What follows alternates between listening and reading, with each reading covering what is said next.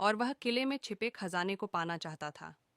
तीसरे भाई ने इसका विरोध किया, लेकिन सबसे बड़े भाई ने उसे एक घूंसा मारकर बेहोश कर दिया।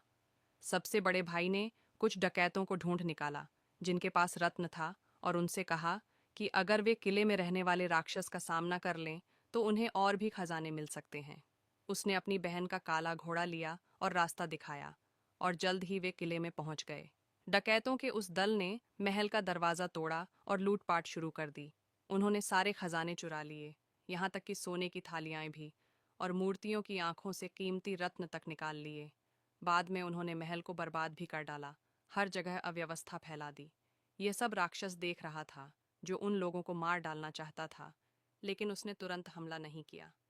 उसने तब तक इंतजार किया जब तक वे खजानों से लदे हुए वापस शहर लौटने लगे। तभी जमीन से एक दानव खड़ा हुआ और जोर से जमीन पर हाथ मारा, जिससे एक डकैत नीचे गिर गया। फिर उसे उठाकर 100 मीटर ऊंचाई से फेंक दिया। डकैतों ने तुरंत जवाबी हमला किया, लेकिन जैसे ही पहला दानव पीछे हटने लगा, झाड़ियों से एक और दानव बाहर आया। फिर एक तालाब से भी एक दानव निकला, और फिर एक और दानव पीछे से आया। डकैत घबरा गए और भागने लगे, लेकिन जो धीरे भागे उन्हें रौंद दिया गया।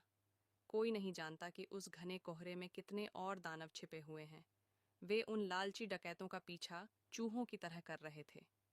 उधर बेल को अचानक याद आया कि उसके पास पवित्र जल है, तो उसने वह अपने पिता को दे दिया। चमत्कार हो गया।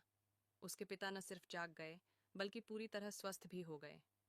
लेकिन तभी होश में आया, तीसरा भाई बोला कि बड़ा भाई घोड़े पर सवार होकर किले में लूटपाट करने गया है।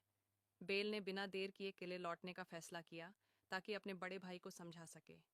तीसरे भाई ने एक साधारण घोड़े से उसे किले के बाहरी हिस्से तक पहुंचाया। वहां झाड़ियां और पेड़ बहुत घने थे। अब काला घोड़ा नहीं था जो रास्ता बनाता, तो उसे खुद ही जाना पड़ा। लेकिन थोड़ी ही दूर जाने पर उसकी ताकत जवाब दे गई। तभी पर्वत देवता ने उसकी प्रार्थना सुन ली और उसके लिए एक चौड़ा रास्ता खोल दिया, जिससे वे दोनों घोड़े पर सवार होकर आगे बढ़ सके। वे जल्द ही युद्ध स्थल पर पहुंच गए, जहां एक दानव उसके बड़े भाई पर मुक्का मार रहा था। बेल ने बिना कुछ सोचे समझे भाई की रक्षा की, तो दानव रुक गया। लेकिन तभी डकैतों का सरगना आ गया और उन्हें बंधक बना लिया, राक्षस को धमकी देने के लिए। तभी एक खंजर से बेल की त्वचा कट गई, और जमीन पर गिरी एक बूंद खून से एक गुलाब उग आया। इस मौके का फायदा उठाकर बेल भाग निकला। अब राक्षस को कोई चिंता नहीं थी, और उसने तुरंत डकैतों से निपटने का फैसला किया। लेकिन तभी बेल फिर से लौट आया, और इस बार किसी ने डकैत नेता को नहीं रोका। उसने राक्षस के सीने में